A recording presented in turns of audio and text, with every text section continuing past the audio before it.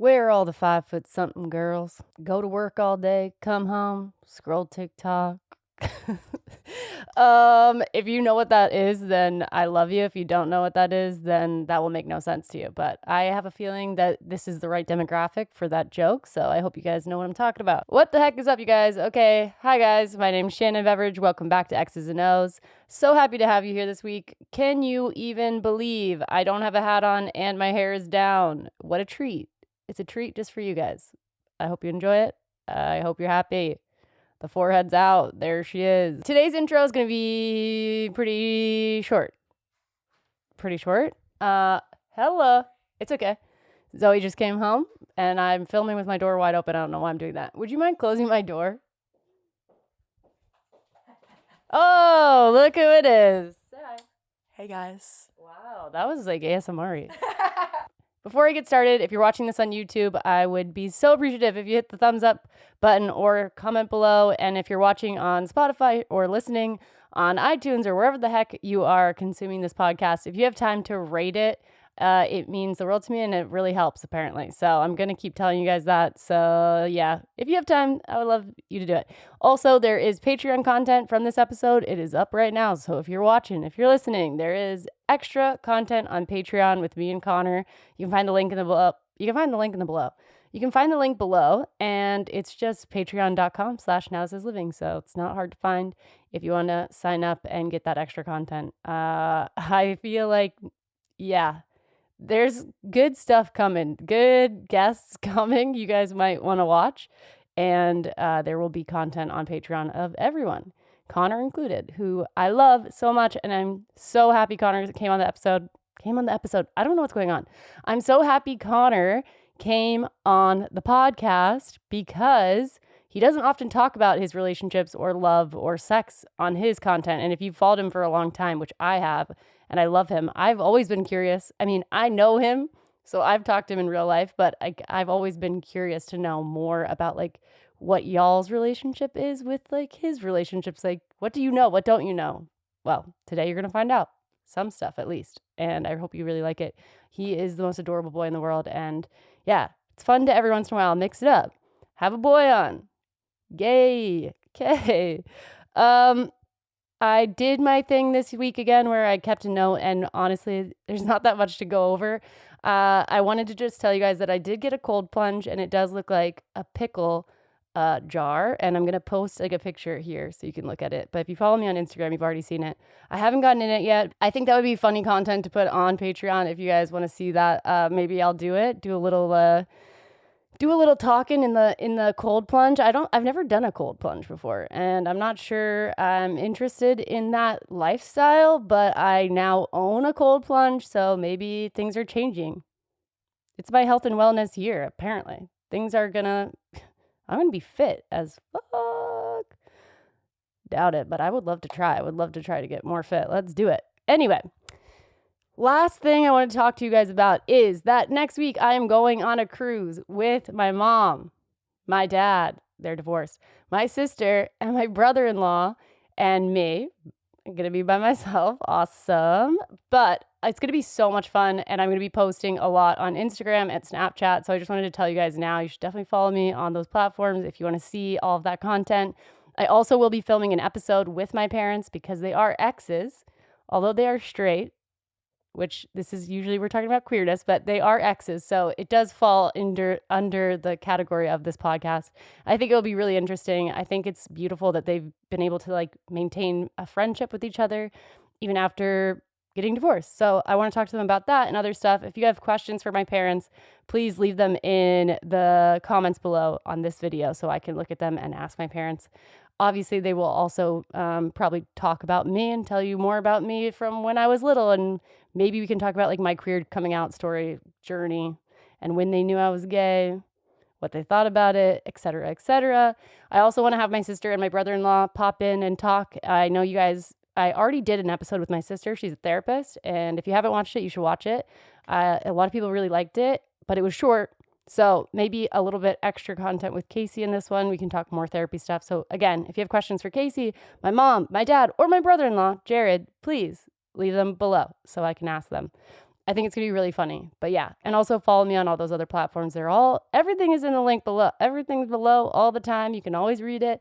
I have it there for you. And I hope you know, I also always have the guests information down there. So if you're ever watching and being introduced to someone, you don't know anything about them, you can find all their content below. I try my best to link the best pages that you guys can go and creep and lurk, because everyone I have on this podcast, I think, is awesome and has a great story to tell. So whatever that story is, you should check it out whenever they're here. Okay, that's really all I have to say today. Quick, easy, painless, shorter than last week, I know. I think the intros just depend on whatever is going on in the week and whatever I feel willing and able to share. And that's really all I want to talk about this week. So anyway, enjoy the episode. Love ya. Bye.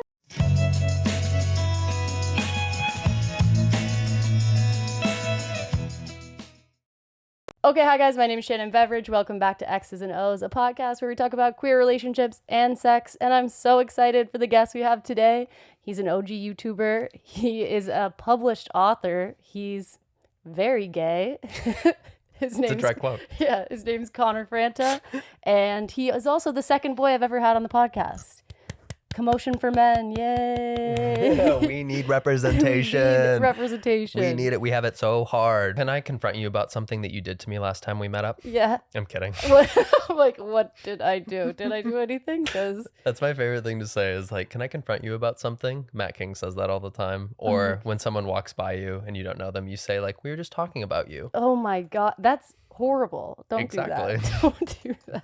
And also, like, wait, what did we? When last time we saw each other was the coffee shop. Yeah, we were in a coffee shop. What is that coffee shop called? Canyon Coffee. Why is everyone obsessed with that coffee shop? Well, I think people, it's like a little blip in time. They do make really good, like it's really great coffee.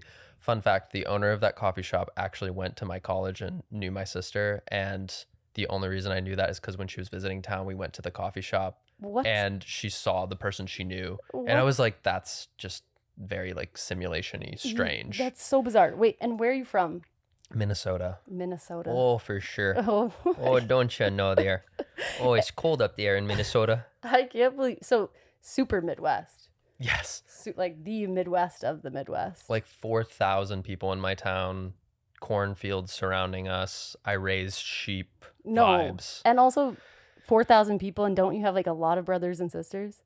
2 brothers, 1 sister. Okay. But still, like family of 6. Yeah. And then you have nieces and nephews. Mm-hmm. My brother has 2 kids. Cute. They're pandemic kids. So I drove to like Portland to go. Yeah. That's so nice. Do that whole deal. Okay. Well, I'm so glad you're here today. I have so many questions for you. Do you? I'm terrified. I really do have so many questions for you. I like driving over here was just like, I don't like do podcasts often. I know. I was trying. One of my favorite things to do before I have someone on is look at what they've talked about on other podcasts.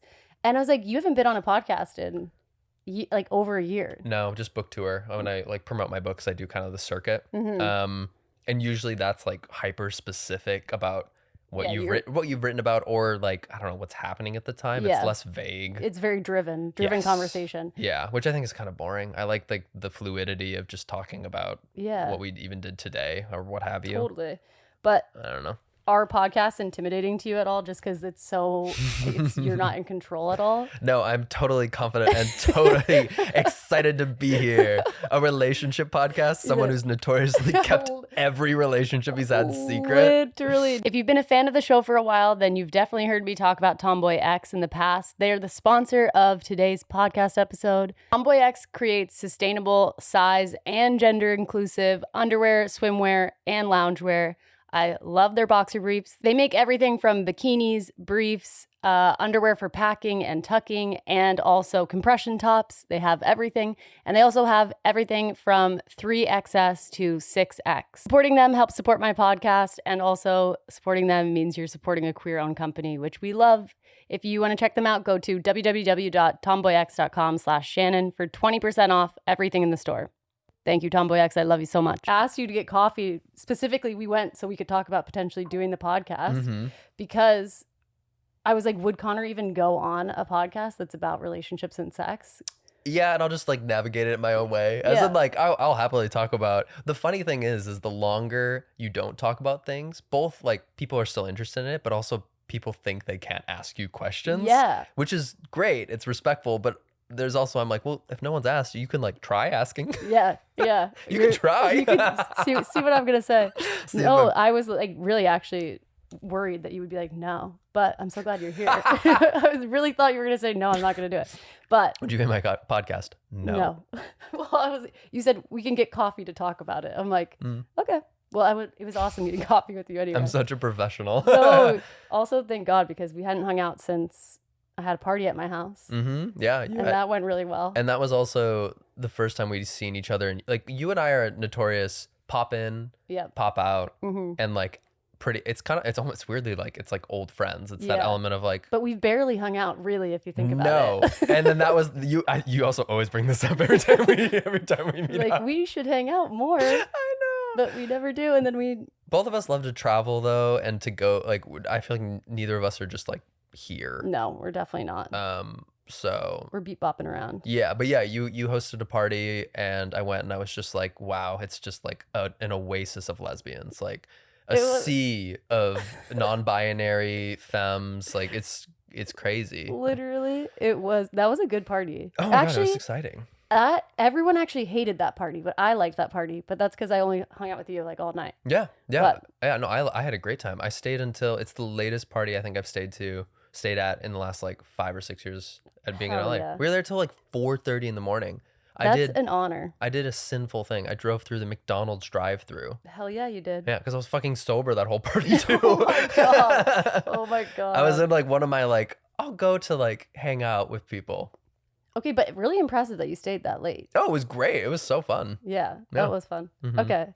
Anyway, I also feel like maybe people don't even know that we know each other. Oh, definitely not. But I remember, I think we made a TikTok that night. I think Zoe did. And me and you were in the TikTok. For real? Yeah, we were wearing like the outfits that we were in. And then I remember a bunch of the comments being like, Connor and Shannon? Like, I don't think we've ever posted anything really acknowledging that we know each other. But that could be true. I mean, yeah, it definitely could be true. I mean, I even get that with Arden. Arden and I are like best friends. Yeah, and the amount of comments we still get of people being like, they know each other. I'm like, I'm her maid of honor. We know each other well. Really well. I just saw her tits 10 minutes ago. We know each other very well. Oh my God. Shout out Arden. Yeah. Well, people don't even know Zoe and Luna are sisters. So I don't think I knew that either. Yeah, it's crazy. People don't know. Also, I feel like we are really the type of people when we hang out in real life. We're not the type of influencers who are like, okay, now pose with your coffee. Like, I've never been good at that. I can't do it. It's kind of unfortunate because it is a smart business tactic, but I don't feel comfortable when someone does it to me. So I never do it to other people. But yeah. I'm always very welcoming of it if someone wants to do something, but care. I do not initiate. You're right. Like sometimes I'll send Arden or Matt or one of my friends like a sound from TikTok and it's like next time we see each other we need to like record something. Never happens. Yeah, never happens. Never happens. I'm so like that. Yeah. I think you're right though. I think for us it's technically bad business. Like we should be better. We're not really doing a good job at our job. Absolutely not. But anyway, unemployed. I digress. Yeah. Well, that also leads me to one thing. I always felt like early days, like a long time ago, people used to compare me to you a lot in my comment section. Like they would be like, Shannon, you're like the girl Connor Franta. Yes. Which is such, I just have to say, an honor. Because I think you have the most beautiful YouTube videos of anyone. Still to this day, every time I watch, I'm like so impressed. You make everything gorgeous. Oh, thank you. And it sounds so good. And I love the way you're doing like your camera panning now. Thank you. It's so satisfying to watch. It's literally like you grown up from that like jump cut to this like cinematic, beautiful. Anyway, I think you're amazing. I'm so uncomfortable with being complimented. Like, I'm like, yeah, thank you. No, but it's really, they're so beautiful. That's very sweet. I've always, almost like ironically so, enjoyed the post-production process more than, or even like the pre-production, but the actual being on camera, even right now, is like not your favorite part. I don't know if I've ever gotten used to it necessarily. I think I like making something out of the video that has been filmed and like choosing the color scheme and even choosing the color scheme for the video and like really you're so good at that. Oh, thanks. It's probably neurodivergence because I'm like hyper focused on it, or I'll like move something in the background because it doesn't like fit the feng shui. Would you ever make a movie? I would love to. I've been writing scripts lately. Nice. Yeah, I've been working on like, it's hard. Scripts are like, you get like 33% through and then you're like, pause. Yeah. And then it just kind of sits there. I don't know. I've never written anything in my life, but you're writing books and scripts and I like the writing process. It's fun. And the scripts are fun too. Mine have been like kind of like my YouTube style in that like I overindulge the details, but that's more of like a directorial perspective on a script. So I need to like not like tone that down and just get the dialogue. To the meat and potatoes, which is like, frankly, if you read a lot of scripts, like they read kind of boring because like all the charisma and all the charm is added after. Or in the performance, or like there's so many layers to it. But so I've got like 3 that I've been writing, but none of them are anywhere near finished. And would they be queer? Is that important to you? Do you feel? Do you know what's so funny is that like one of them is, but the other ones are not. And my manager was like, like, shouldn't they obviously be? And I was like, 1, call me the F slur. Like, 2, probably, I guess they should. But I don't know. They easily could be like morphed into it. Like one was a horror, one was a drama. I would love to do a horror. Oh, I love horror. I love horror too. Did you watch Bodies, Bodies, Bodies? Absolutely. So good. Absolutely. Good. I went to the one of the premieres, and Rachel Sennett was like so funny in person too. They like called her up to do like, you know, the little premiere thing. Yeah. And it was just like, oh, you're like, she's perfect. Yeah, you're like that person in person, which is great. She's also so nice. I just saw her at Love Lies Bleeding. Did you see that movie? Oh my God, I've been raving about that movie. Amazing. I'm obsessed. Incredible. It's so good. She was there at the premiere. Amazing. In LA, and then we went to like the after party thing, and she's so nice. She knows my roommate Zoe. Oh really? Okay, great. Yeah, and then she came up to me and she was like, I feel like I see you. She was like, do you live around where I live? I feel like I've seen you walking around. And I've literally, one time we got our nails done at the same salon, and I was like, I wonder if she remembers that or what it is. But regardless, it's so nice when you meet someone who is like truly like an A-list celebrity and they are a person. Yeah. And it's also very rare. Yeah, it's not all the time. No. Yeah. But usually you meet celebrities, not to like pull the veil, but most of them just incredibly boring and like incredibly closed off. There's this element, which I mean, I kind of can't blame them. There's this element like a of self-protection probably for some of them too, because they're like, you know me, so you're like probably analyzing me. And it's true, even me saying like Rachel Sennett's so nice. Like I was like analyzing her. You are able to remember. It's why it's why I don't ever like, even if someone's closed off, I never be like, oh, they were an asshole. I'm like, I don't know. Everyone has their moments. I was in public with another YouTuber the other day, and we both left like a coffee shop, and I was like, isn't it weird? Like, are you very aware of people around you at all times? And he's like, oh yeah, I wanted to leave because I thought someone was listening to us. No way. And there's an element of just being like, whether that's true or not, this element of just like fixated. Totally. It's almost like a paranoia. Incredibly. I know I talked about this with Chris Clemens when he came on the podcast, but basically around, I know her. Yeah, the best ever. But we were talking kind of about his paranoia when it comes to dating and like, oh yeah, this is a dating podcast. Yeah, we do talk about relationships. I know we're talking about everything. I'm celibate. No, but did you have that experience, or do you feel that experience, like kind of feeling paranoid or scared that someone knows you and like then isn't telling you, or like anything like that?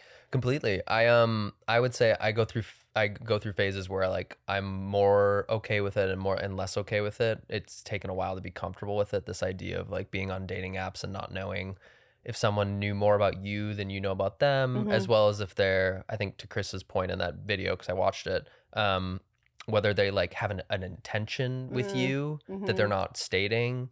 And again, whether that's true or not, the paranoia is very real. Yeah. Of like, how do I know that this person isn't lying to me? Totally. When I'm on here, I think even Chris said it in his words, it's like, I'm on here for a relationship. I'm not on here to like fuck around. I'm not on here to be played. I'm on here looking for love. Yeah. So to even have that apprehension is not good for me going into a relationship. Totally. And frankly, not fair to the person either. But yes, so true. It's like your guard's already a little bit up. And then you add any other part of your life to add more to that guard being up. Completely. Which I'm sure we have. I think for me, the bigger paranoia I've realized is less about if someone knows me going into dating them and more about the fact that they could consume so much of my content if they wanted to. Like, you can go back and especially because we have very different trajectories in our careers and how much we've shared of relationships. Yeah. But So a lot out there for both of us, though. Yeah, a lot, just like a huge digital footprint.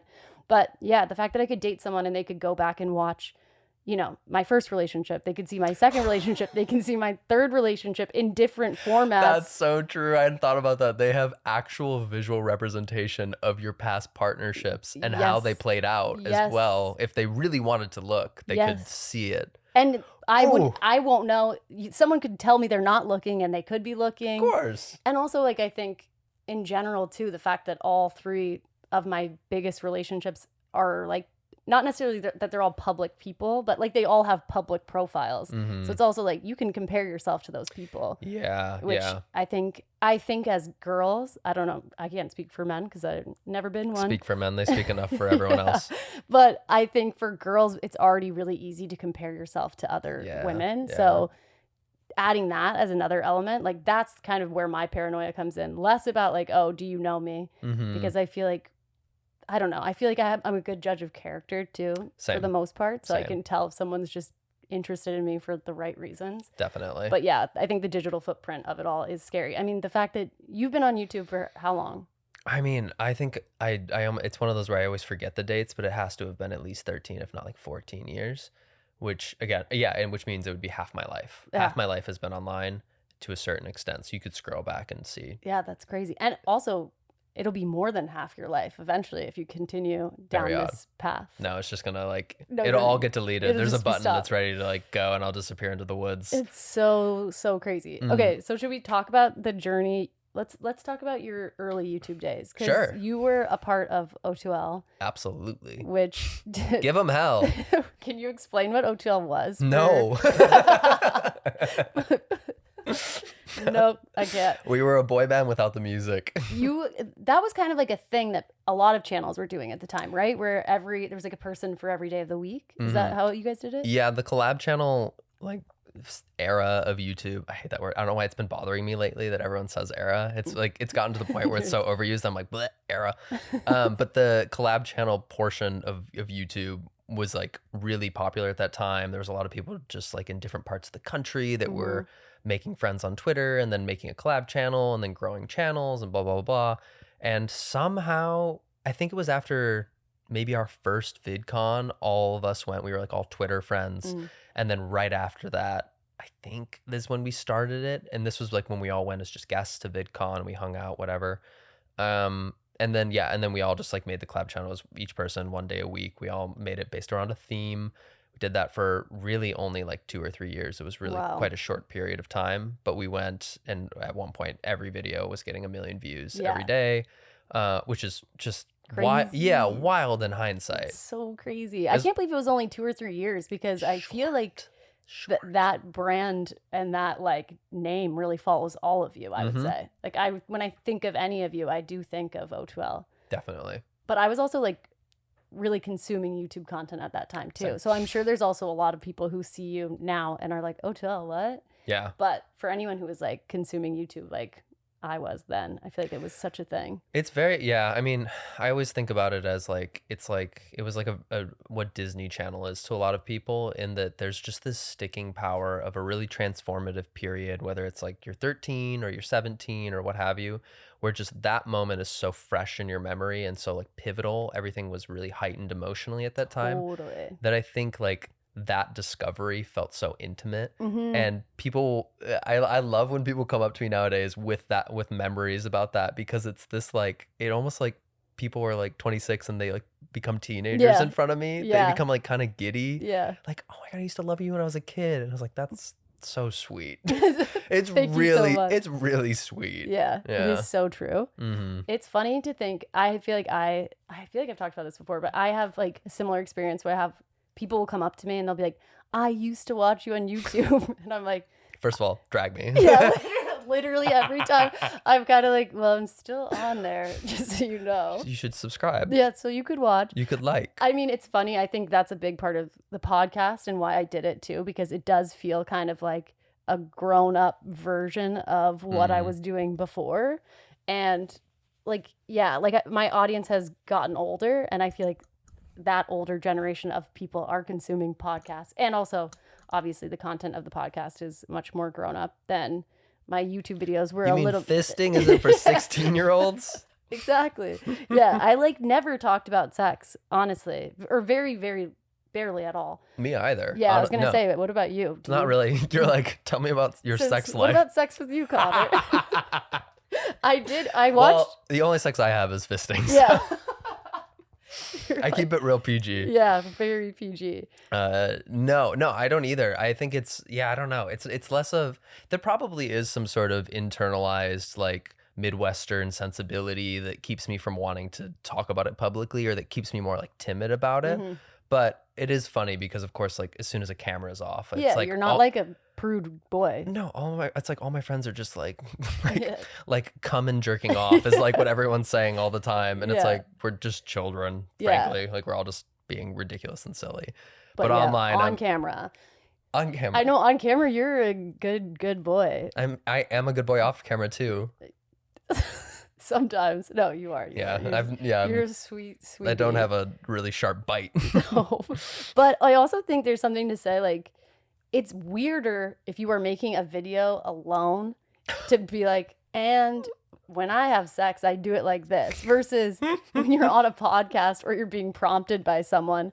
It's much easier to open up about it because you're like, obviously we talk about sex. Yeah. But yeah, when you're on your own, and most of the YouTube videos you make, you're all by yourself. I feel like totally it's way harder to traverse those kind of conversations alone. Yeah, it's why I think like the Call Me Daddy format does really well. Call her daddy. Call me daddy. Call her daddy. Yeah. Call me daddy.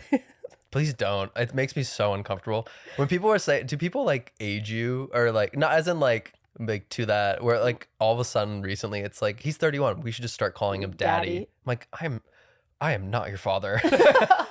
I feel like I get it sometimes, but less than other people. I see a lot, maybe because I'm not that maternal vibe. I don't get as much of the like mommy as I see other people who are younger than me get that. Like, everyone's calling Renee Rapp mommy all the time and mother and stuff. Yeah. And she's 24. Yeah. I think it's like, it'd be more if someone like jokingly was like father or something, but it's this like, if I post any photos on Instagram, it's like being like hot. Daddy, dad. And I'm like, but is that daddy? Because that's not actually, it'd be like calling me like a bear. I'm like, I'm not a bear. I'm not a daddy. You're still kind of giving twink. Thank you so much for that. As a 31-year-old, that is like, oof, my heart sings. If you, here, pull out your phone. No one knows this about me. If you Google twink, I pop up. Do you? No one knows that about me. I've never mentioned it before.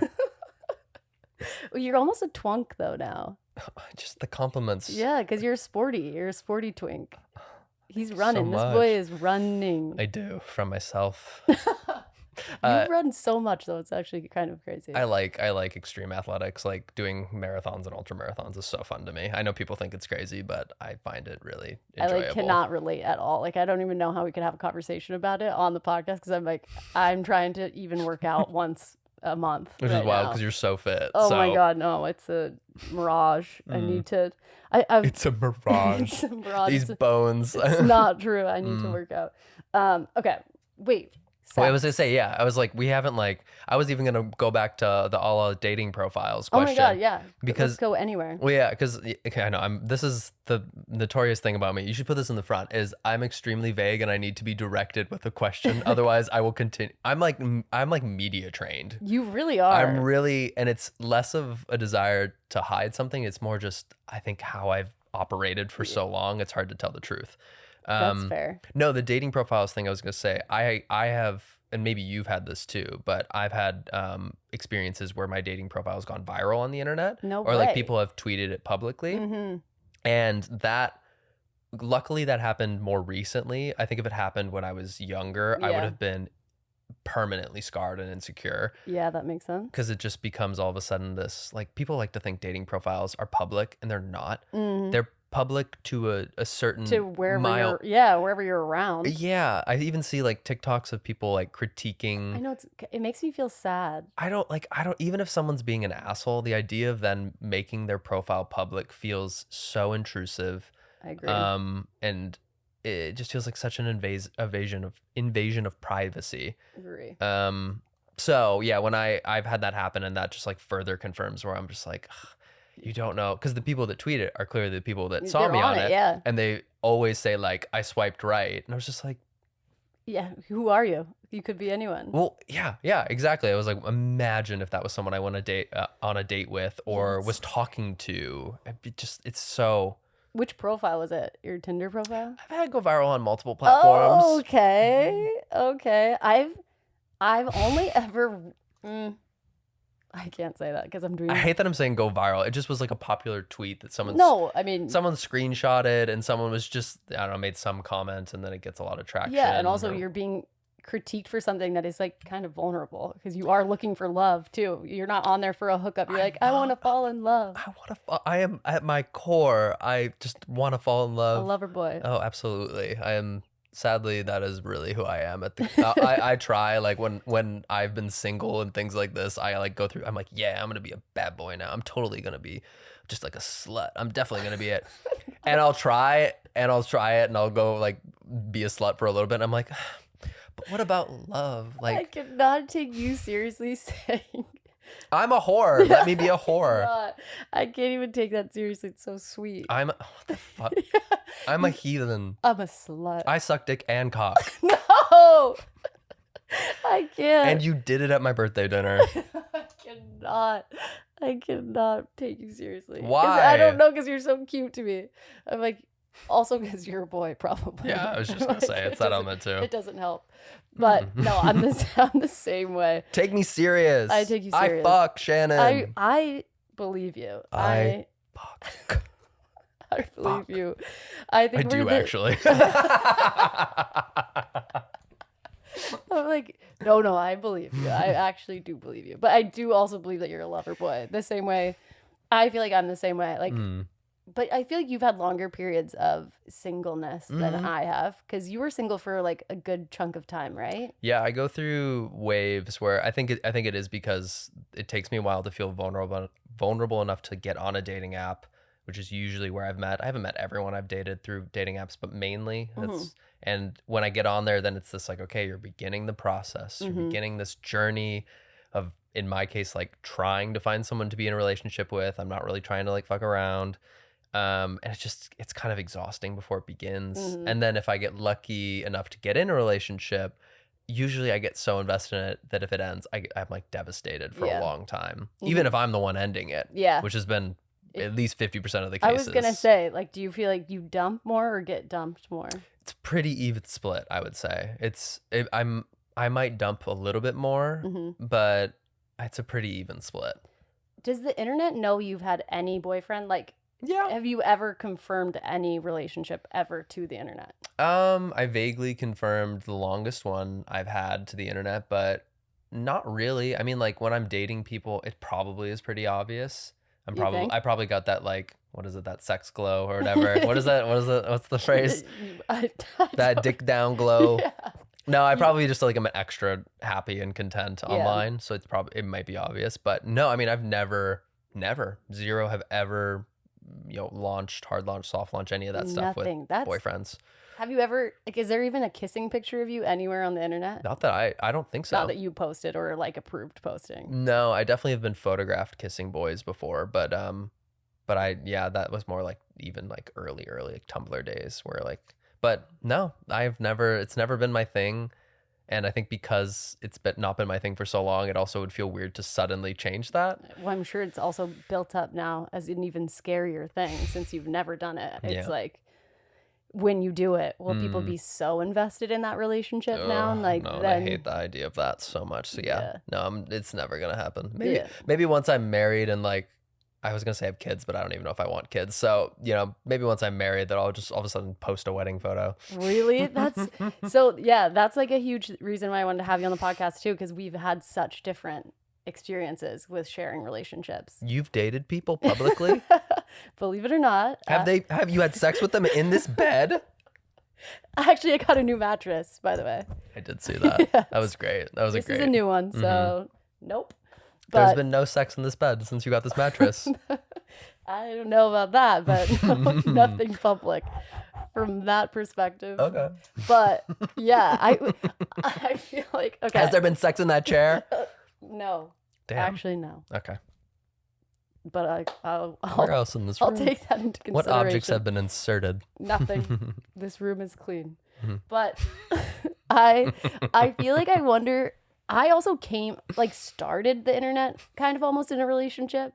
I didn't, I was on my own at first on my YouTube channel, but not that much. And then I didn't have a huge following, and I started posting with like my first relationship. So I don't know if that also took some of that fear away, because it was like it's like already happened to me. You know what I mean? Versus. Did you have a coming out video? I had a coming out video, but I was already out. Like all my videos before that were just unlisted on YouTube. Okay. So I was like posting videos as a lesbian, but they were private or unlisted, and I was only posting them on Tumblr. Okay. But then I posted like my coming out story video, and I shared that with my like friends and family. Okay. So the Texas people. But you had a coming out video. Yeah, my like gay process, it's probably not dissimilar from most people aside from like the coming out video, but yeah, I mean, I honestly didn't accept that I was gay until I was like 20, 21. Yeah. And when I mean accept, I mean like it happened in like the same moment of like realizing, accepting, coming out all within the same breath. Wow. It was like I had never, like regretfully so, as a high schooler kissed like boys, as a college student kissed boys, nothing. It was all like when I moved to LA, it just happened. It's like you like let the deny, like you stopped being in denial. Imagine, all at the same moment. I'm just so mad that I was at an all boys university in college, and I didn't have sex with anyone. No, literally, how did you avoid it? Also, did people think you were gay? No. The people do not believe me on this. Nobody thought I was gay. When I came out, everyone I knew was shocked. And I think that more it's less about like some weird stereotype about what people think gay people look like. And it's more that just like people in the Midwest don't know many gay people. Yeah. So it's not that they didn't even think that I wasn't gay. They're not thinking about if anyone's gay at all. Yeah. So unless you were like extremely flamboyant, which you're even still not super flamboyant. I don't know what I was going to say to that, but I was like, you're like, yes, I am. Yes, queen, I am. Girly pop. No, but Slay the house down boots. I mean, you obviously have gotten queer. It's more obvious now than. I don't know why it feels like a dig. Yeah, but it's not. No, I'm like, it's a compliment. We love gay people on this podcast. I know it's not. That's like internalized thinking still coming back of just being, But yeah, no, that process was like so long for me. And the classic, like so many sleepless nights, very much knowing, but very much being afraid to accept it, going through the process of like looking in the bathroom mirror and being like, you are gay. Yeah. You are gay. I am gay. And then like being like, like seeing a ghost or something. No, the bathroom mirror is a very real experience. And I remember one of my first videos, even on YouTube, I encouraged people, I'm like, look yourself in the mirror and say it. And it's the scariest experience ever. But at the same time, I'm like, until you can say it to yourself, how are you going to say it to anyone else? Yeah, no, it's true. And it takes time too. Even saying it, I remember trying to say it to myself many times before I finally actually did. So hard. And then you like break down crying. And you're like, God damn it. Mm-hmm. Which is crazy. But now all these kids, in a great way, like all these younger people are like, okay, drama. Like, it's not that big of a deal. I'm like, fuck, that's awesome. I'm so jealous. It is, but I will say, it's like, it's still, like the internet still is a microcosm. There's still like this, like, it's like, how like everyone thinks like Twitter is the peak of political opinion, but it's really, I forget what it is, but it's only like, it's like 1% of America is on Twitter. It's some like tiny percentage, so it feels very loud. And I think TikTok can feel that way as well, where it feels incredibly like, oh, the world, like everyone's coming out at such a young age. But then like recently I was like on vacation, and some girl, like legitimately, I was swimming in the water and we were just like gabbing, and she was from Texas. And at one point she went, "Are you gay?" And I was like, "Yes, queen." Like I like leaned in, I was like, "Yes, girl." And she's like, "Oh." And she was shocked. And I was like, so crazy. I was like, that's crazy, because she was also 20 years old. Yeah. It is crazy. I know it is. Like, it is obviously And also we are privileged because we live in California. Yeah. So I also am having conversations with people here who are like, oh yeah, like everyone's a little bi and everyone's like down to, and I'm like, yeah. And then you have to be like, no, no, that's not the experience everywhere. Yeah. Also, I'm from Texas. So I know when I True. go home, I'm like, it's obvious that we're not all there, but there's obviously so much more representation than when we were going through it. It's all, yeah, there's a lot of, it's at an interesting like pivotal point because even like the other day, like I've become like the gay guru too, as I'm sure you are, as like you're just like the voice of the lesbians. All bow down. Go lesbians. The face of the lesbian and gay community right here coming at you folks. No. No, we're definitely not. But we're talking to the gays. Absolutely. Yes. I would be honored to be representation. Yeah. But I do have like a lot of my Midwestern friends, a lot of my parents, my, friends even in LA that come to me with like really hyper specific questions of being like, what does this mean? What does the IA plus mean? Or I have friends being like, what is this thing? Or like it feels like most girls are bi, and then we'll like have like a weird discussion about it that I'm like, frankly, I'm glad that you're asking me and not just like accepting whatever it is you think it is as fact or being ignorant. And to like the girl bi question, I was like, that's an interesting point, because I would bet there is a larger number of women who identify as bi publicly, but it's because of the internalized shame of a male identifying as bi, and it doesn't mean there are more necessarily, but it's more of like the stigma 100%. Associated with it. And I was like, but I haven't thought about that until you even asked me that question. So this is now an interesting thought exercise that we should look into. Yeah. I mean, it's also because women are sexualized in general. Exactly. Yeah. So of course we would want to sleep with men and women and anyone, because women are like sexual objects. That's all that they are. Just a hole. Yeah. Yes. Just a hole. Same. Just a reproduction factory. Yep, literally. Just a hole, just a fist. It is the bi stigma thing is wild. I think me and Chris talked about that too, because he identifies more with that label than gay. Yeah. But yeah, and there's so much internalized homophobia around bi men, and people just not believing them. I know. Which is its own problem, but since neither of us are bi, we don't really have to get that. Well, do you know what that I haven't worked through, so like forgive me if I'm like this is like not correct necessarily, but it's this element of when people don't believe, where like specifically men don't believe other men are bi, it's this element of being like, well, like why would you want to be that? It's like they're so deep within the depths of misogyny and the patriarchy that they think, why would you choose, if you choose both, why wouldn't you just choose the other one because it like keeps you up here? Yeah. There's this, and they don't even realize that they're thinking that. Yeah. That it's like, well, why would you do that? You should just choose the other one because it keeps you up here. So it's this weird grip that society still that's on society still, of that like being queer makes you less powerful in like a less powerful position. Totally. So, and same with bi women, like a lot of lesbians being biphobic towards bi women, because they're like, obviously you're going to end up with a man at the end of the day, because your life will be easier, or you'll be able to have kids or whatever. I don't know. It's such a weird blanket statement where it's just like, it's so crazy to me, because I've said it a million times on this podcast, but I'm like, women are awesome. It seems to me like if you could choose, wouldn't we all just choose women? I know it's not right, but so I would go even further to say, if I could choose to be a lesbian specifically, so I guess I would be a trans lesbian, and if I could choose to be so, I really do in my soul believe that is what I am. Yeah, if sexuality was a choice, I think we'd all be choosing to be lesbians. Yes, I do. But unfortunately, it's not. Yes. Are the majority of your followers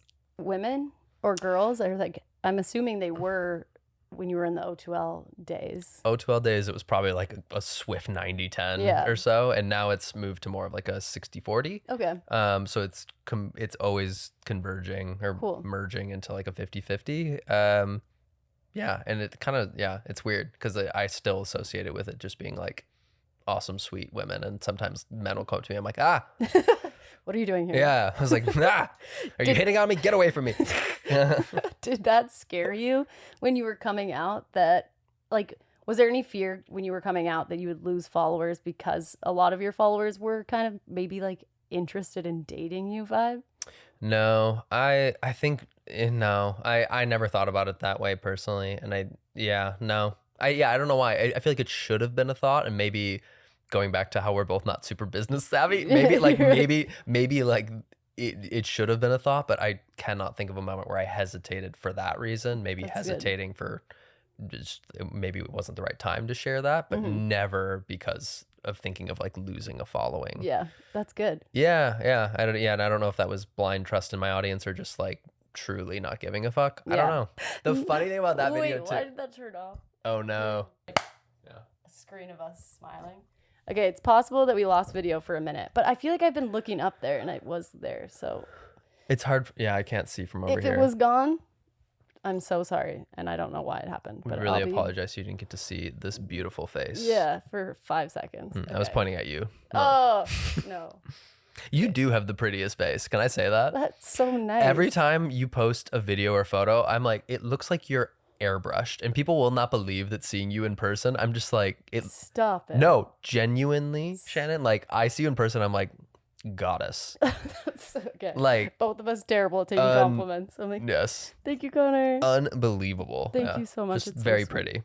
To go back to what we were saying about how queer, like we think there's so much more queer representation and like queer people and queer conversation happening. Yeah. It's so many people like in Texas or Oklahoma or wherever they are, like aren't having these conversations. So to have two people and like feel like you're sitting there with them, I think is more important than it being like really, really interesting the whole time. Yeah.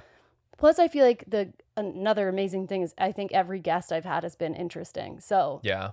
And like unique. Yeah. And it's like I want to hear all of the story. Yeah. It's the probably like the internalized insecurity of like, oh, some of this has been said before. Like, aren't people going to get sick of me saying this before or whatever? Yeah. I need to find something that I haven't said before, what have you. 100%. Let's talk about the time my parents found out that I looked up gay pornography on the computer. Totally. You do feel, I feel like with YouTube too, like as our background, we went through the period of YouTube where it was so like clickbaity. I mean, we've been through every period of YouTube if you think about it. Oh yeah, no, truly. All the eras. All the eras. It's the eras tour. It's the eras tour. Yeah, we'll start a podcast with the eras of YouTube or something. But we really were there for that too, and it's like it's crazy. I think it's crazy watching what people are actually interested in now versus 5 years ago versus 5 years before that versus whatever. It's like everything has changed, and I don't think everything needs to be like so sensationalized and amazing. And I don't feel like every episode I need to like, I think there was a part of me that thought every episode I was going to need to expose some bit of tea or something. Have like the big moment. Yes. Yeah. And I'm like, I don't need to. And honestly, it happens without even trying. Cause like you're just when talking, I tell you I had sex with Joe Biden, it'll be a big moment. Exactly. Okay. Well, speaking. Okay. I'm like, what else do you want to say? So stupid. Okay. Speaking. I'll name them all. I'll tell them all. Please. Somebody's finally asked me. I'm like, I wish you would name one of them. T. Okay. Want to talk about running into him? Oh my God. Yeah. Twice? Yes. Okay. But before we do that. Yeah. On the topic of being interesting. Yeah. Would you consider yourself boring? I don't even know why that took a moment for me to even know. That's how like irrelevant that conversation is. Because I was like, what are you talking about? What? Why would you say that to me? I think it's such a subjective word that I think it's even funny to like, I don't know. I think like, I think that whole situation was so funny because it could come across that I was bothered by it, or it could come across that I was unbothered. And I'm just somewhere so in the middle about like, it's not the words, it's more of like the repeated punching at someone, and it's like a mosquito flying around you that at some point you're gonna get so annoyed at you're gonna snap it.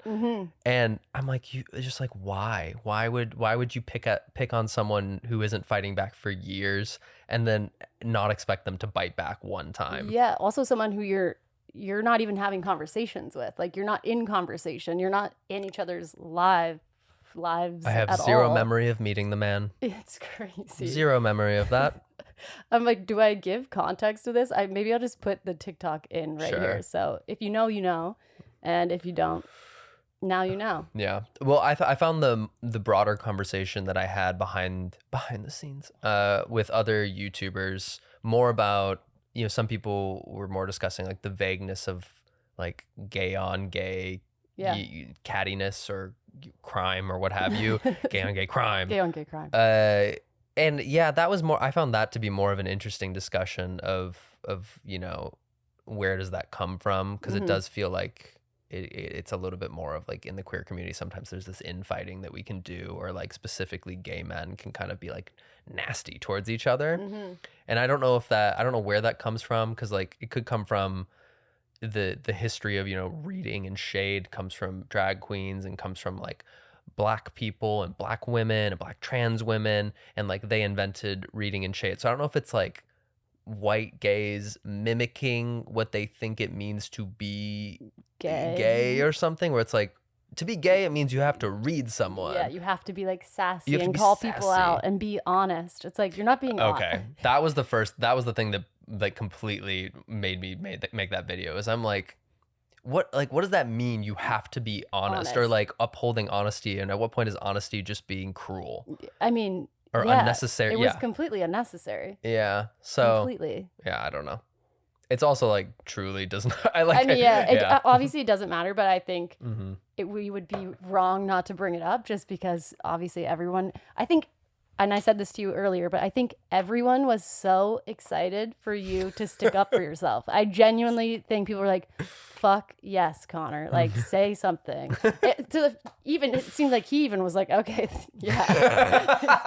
Right? Oh shit. Like, everyone was like, I feel like people think of you as someone who is polite and unproblematic and a good, nice boy. And it's like, you can be all those things, and you can also stick up for yourself. And you can also, like, you actually are doing something that is honest by being like, hey, I'm a person. Like, I'm a person and I can see it. And like, don't forget that I'm real, you know?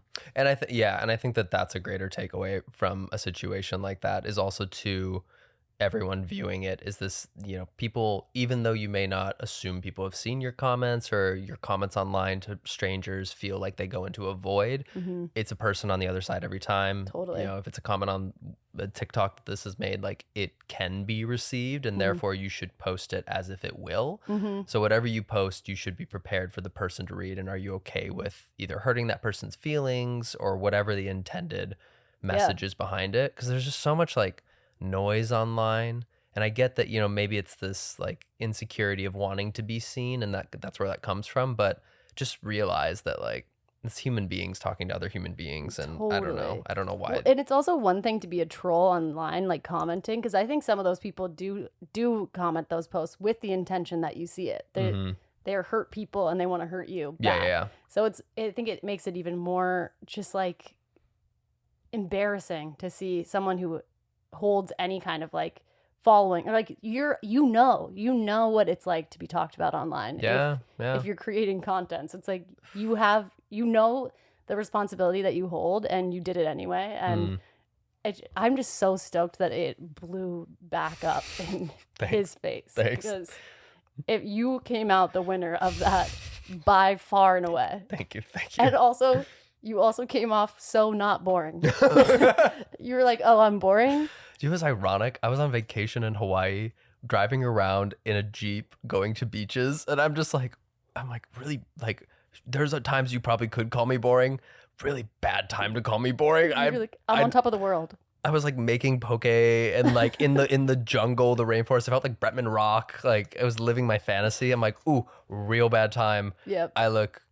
It's the best I've looked. I was like, I look good right now. I was like, oof, I'm going to post anything right now. Just feeling good. Yeah. Well, I'm so proud of you. Oh, thanks. Yeah, it's deeply overwhelming. Yeah. And underwhelming at the same time.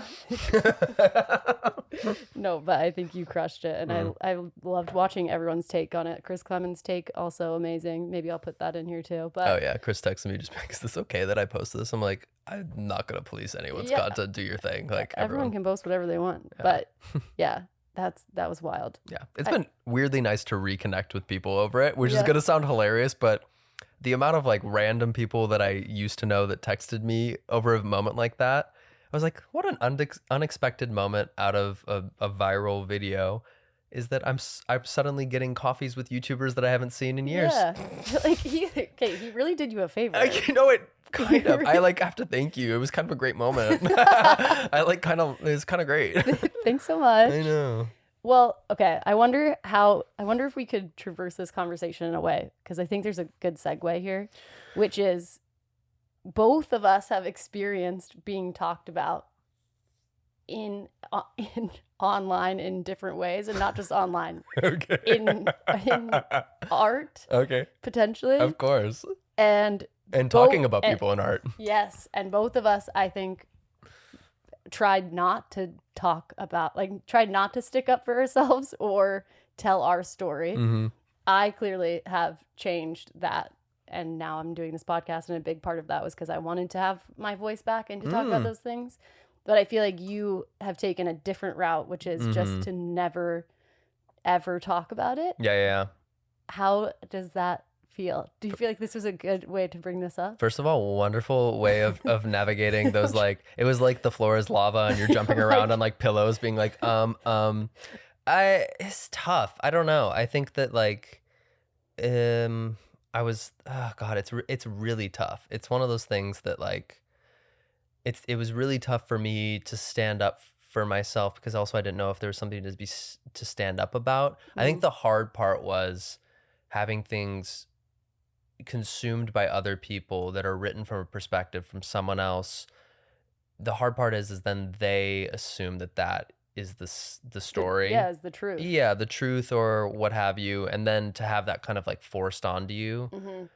And then you being like, but I don't also want to fight back to this because I'm sad, and I also don't really want to like tell the story and all this. So it's a difficult thing to navigate, and I think I navigated it through personal exploration, silence, which again I don't know if any of this is correct, but that's how I did do it. And just like finding my own way through it. I'd say the hardest part again though is like having the public know your business without your permission or without your consent, and then have them, in my case, subtly turn on you as well and have it be quite negative. And did you feel that way?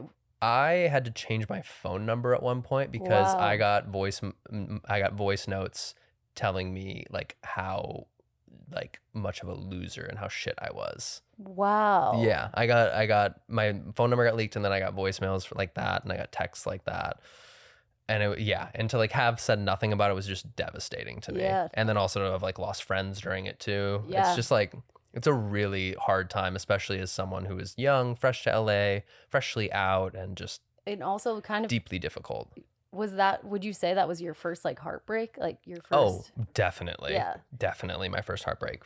Yeah. So that's brutal. On top of like there's so many layers to it, but. And to be at like peak popularity as well. Yeah, that's horrible. It's tough, yeah. It is really hard, I think, navigating anything publicly, like what to say and what not to say. Mm-hmm. I just want to be, at the end of the day, I just want to be respectful towards myself as well as to the other person involved. Mm-hmm. And it's, the more you think about it, the more you think like, it's like a lose-lose. It's like a never win, or like it's just really hard to do so. Mm-hmm. Fairly and correctly and with dignity, and it's so messy to navigate. So messy. It's so messy. I think I mean, I don't think I've done everything right or at all, but I do think doing the podcast episode with my ex, the 2 parts of it, felt like the best way for me to like actually have closure in that situation, because I think if it was me talking by myself or her talking by herself, there's always like some gray and a lot of like filling in on the blanks of like what actually happened versus sitting down and talking. But that's also crazy, by the way. Yes. It's not like it's not crazy. It's more of just like, it's a choice. Yeah. And like, I wouldn't say it's less valid than my choice of not doing so. I think they're both like, especially like in your case, it's like consensual. It's like you both sat down and said, we are going to do this. And I'm like, honestly, great, because you both decided that. You're both grown adult women. Yeah. Like, I think more than crazy, it's just unique. It was a unique, it's unique to have a podcast, to do it. It's unique to be 2 public people. Yeah. It's unique for both of us to agree to do it. Yeah. Oh, completely. Like everything about it is very unique, but I think for me it was really therapeutic and good, because I really truly I truly felt like that was going to follow me around forever if I didn't actually sit down and get to talk about it. Yeah, completely. But I think there's like two different approaches too, because like my therapist always says, like, if you want to stop something, you have to starve it. So like you can starve out a conversation, but the problem is the internet knows no starvation. Nobody knows what it's like to be shopping in Target and hear a song about you playing above you. No, not nobody knows. Many people know. Nobody knows what it's like to be sitting on a bench in Silver Lake and the people to your right are talking about going to a concert. Like it's very bizarre. And then you're just being like, it's everywhere. I'm gonna kill myself. All that's a very unique, difficult thing to explain to anybody. And I will say, I don't know if I navigated everything the right way, but I will say the point that I'm at now, having navigated it the way I did, I am extremely grateful for, because I think that I stand on my own two feet really strong and really tall. And that took a lot of work. That took a lot of therapy. That took a lot of like internal discovery. And I'm really proud that I did that, but oh my God, was it far from easy. Yeah. It was incredibly difficult and incredibly unrelatable to truly everyone, including my therapist, who did not understand anything. Truly. Meeting up with you whenever we did, when was that? A long time ago. And we got dinner. That was so like validating to me, because it was one of the first times I was like, oh my God, you get it. Because who else gets that? It's Nobody. Such a unique little weird thing. Yeah. And yeah, the therapist of it all, they're like, just don't go online. I'm like, okay, like, should I also not get in Ubers? No. Like, what do I do? Like, you don't understand. Yeah. What you don't do get I it. do?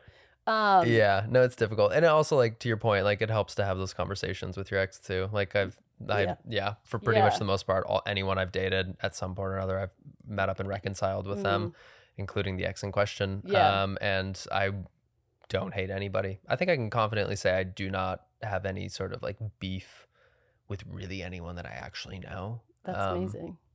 And I feel pretty good about all of that. I wouldn't be nervous to run into anybody in public. I think I would be totally fine. That's a great feeling. So you guys have talked, and you've also, but you didn't talk for a long time, right? Oh no, we talked for a long time. We had no, like it was like a while after, in between. Oh, years, right? and years, and years, yeah.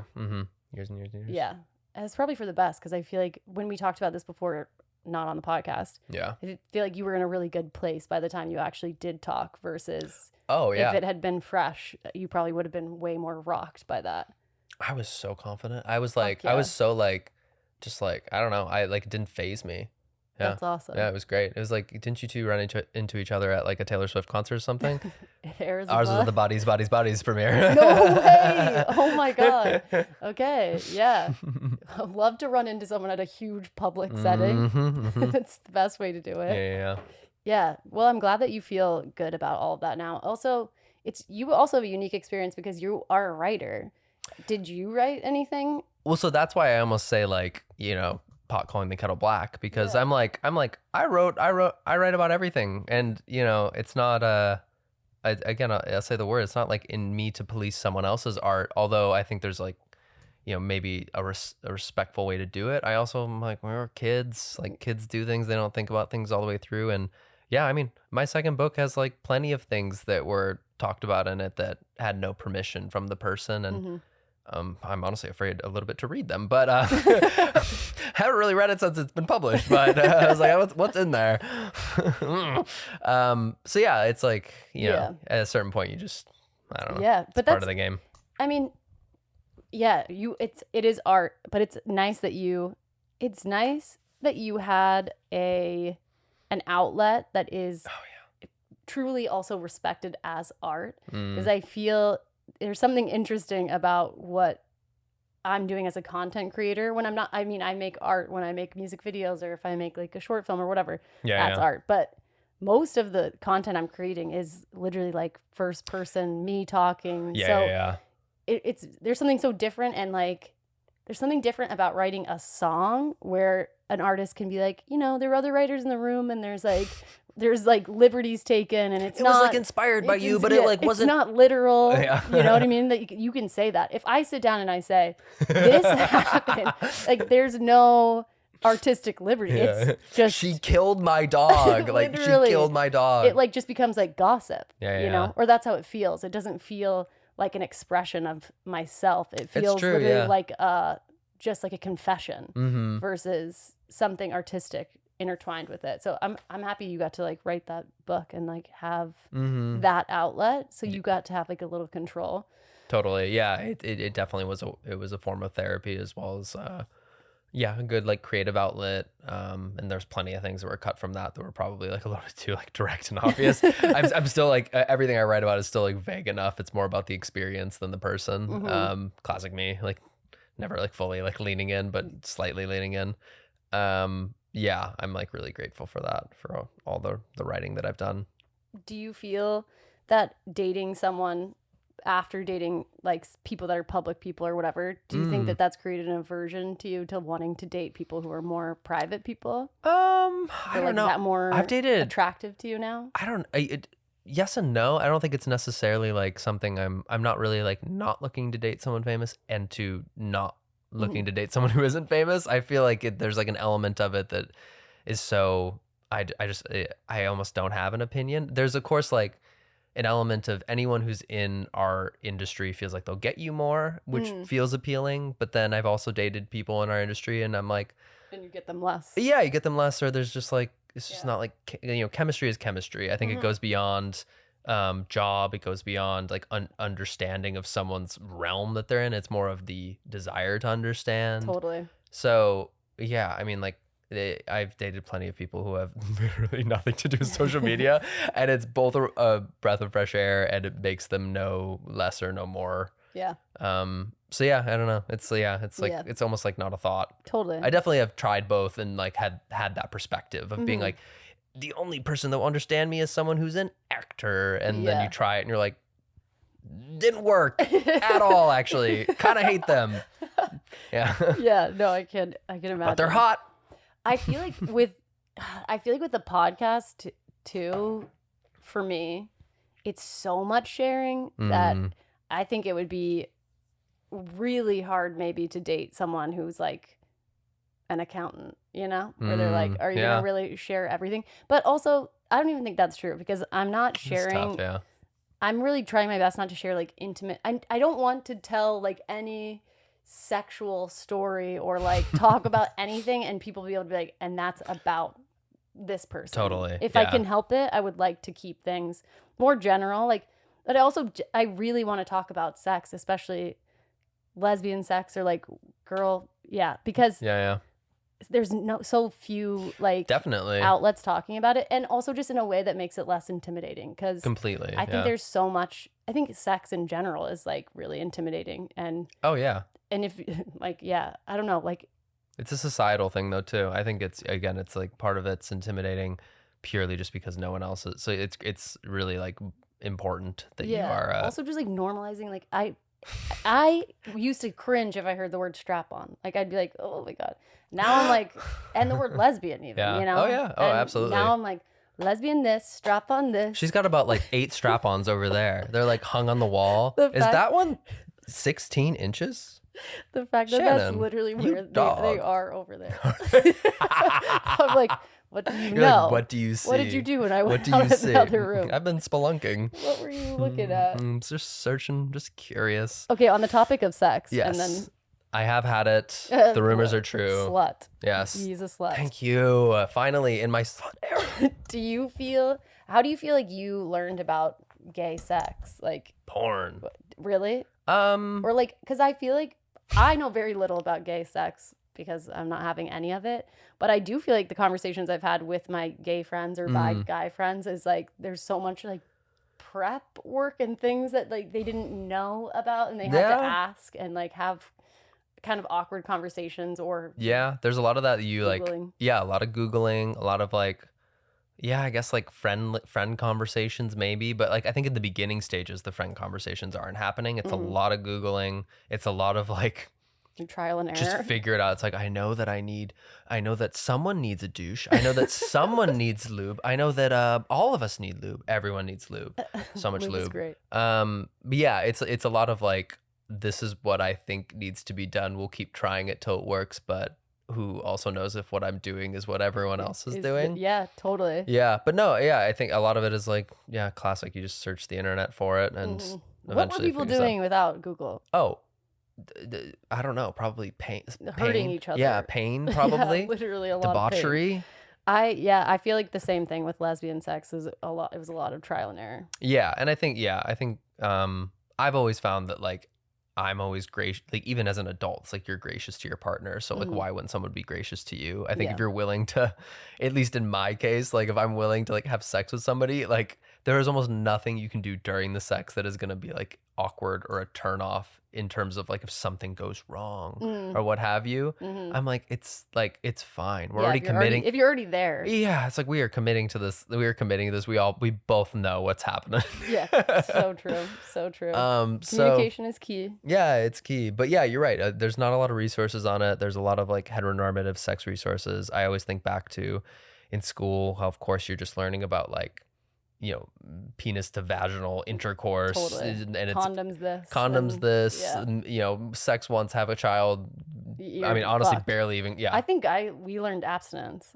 Oh, probably. Texas, like, probably. Literally. Yeah. I don't feel like we learned abstinence and we learned about STIs. Yes. You know, just like really graphic photos of STIs. Fear of God was striked into you of like, if you have sex too much, this will happen. This will happen. You will get pregnant or you will have like cauliflower butt. Yes, exactly. What the hell was that?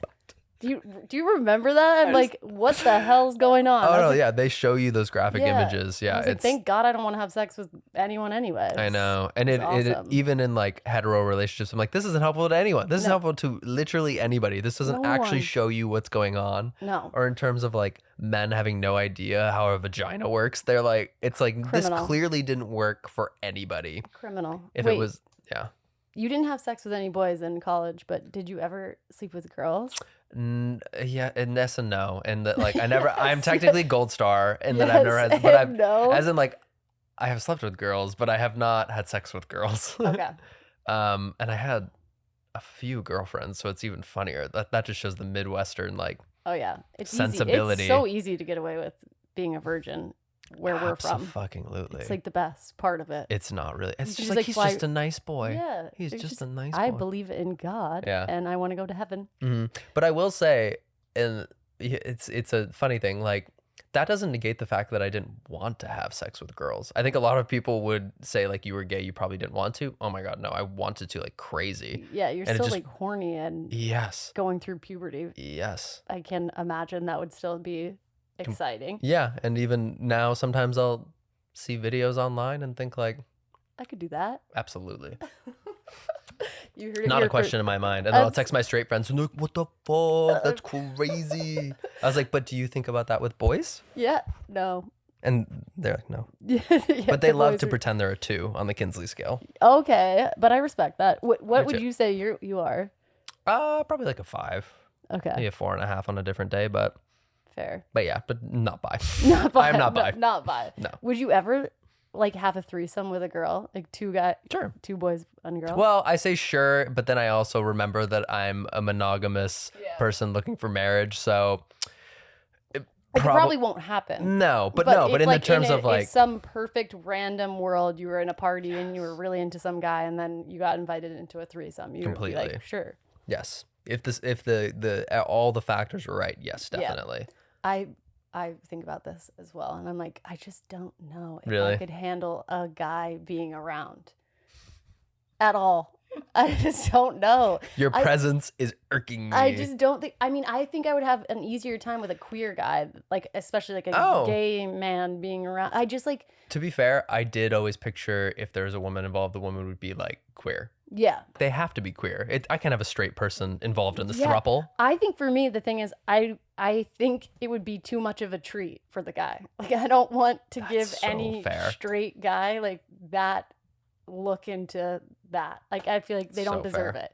Well, and that's also because I don't think I really want to be sexualized by a straight guy. No, that's incredibly fair. But I think there's probably, if I was more bi, maybe it would be hot or like validating in some way. But also, I'm the same as you. We are very similar. Like, I am also a lover girl and super monogamous. So I don't think that would ever happen. No. And I don't know that, I would even want it to, but. I'd be so nervous. No, I just like, Yeah, no. I don't seek that kind of I don't seek that out, nor is that like a fantasy of mine or what have you. I'm very like vanilla in that sense where like I don't know, I feel like some of my straight friends, they're like like crazy sexual deviants and I'm just like, huh? I was like, you're doing what? On a Tuesday? With what from the kitchen? Like, oh my God. Jesus. Wait, you have a lot of straight friends. So many straight friends. Do you hang out with many queer people? Not many in LA. All my queer friends are in New York or London, but no. I mean, yeah, no, not really. I mean, like, no, not too many. Not in LA necessarily. There's like well, you need to hang out with me, obviously. Absolutely. Every time we hang out, I'm like, why aren't we hanging out? I know. And then we both like go to Bora Bora or something. Like, and then I'll be in Europe and you'll be in Europe. We will be in Europe at the same time. We could hang out in Europe together. Exactly. Come to London. Europe is huge. Okay, guys, thank you so much for watching or listening wherever you are. Follow Connor on all of his platforms. They'll be in the bio below. Do you have anything specific coming out? No, but follow me on my Strava for my runs and follow me on Letterboxd for my movies. That's where I want y'all. I want you at the movies and the runs specifically. Fuck yeah. I'll have it all below. Yeah. Also follow him on TikTok because he's popping off. Yeah. Bang, bang, bang, bang, bang. Okay, bye. Bye.